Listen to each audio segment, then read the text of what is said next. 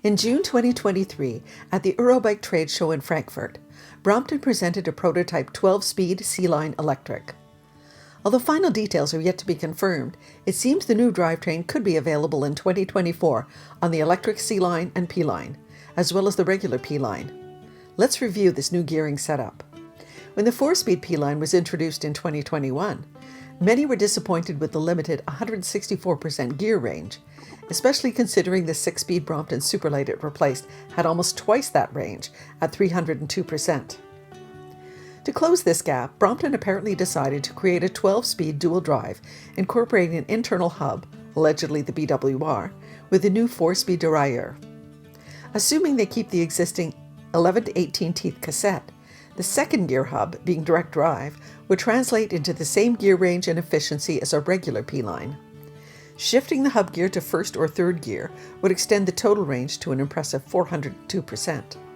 Technically it has 12 speeds, but some combinations would create gear overlap, reducing the actual number of distinct gears to 10.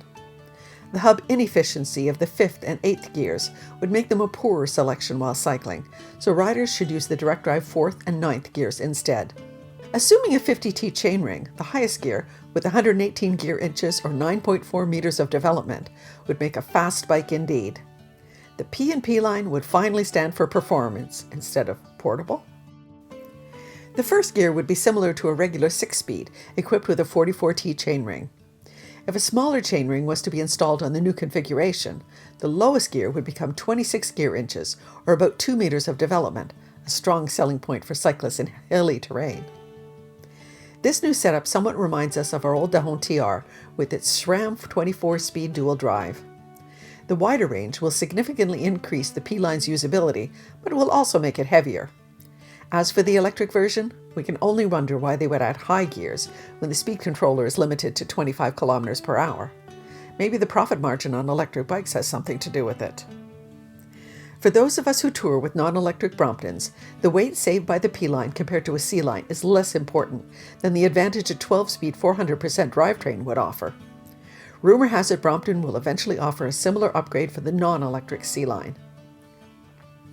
Until the final details are confirmed, installing a dual chainring remains the lightest and most economical way to double the number of speeds on our C-Line Explorer and be ready to climb those hills.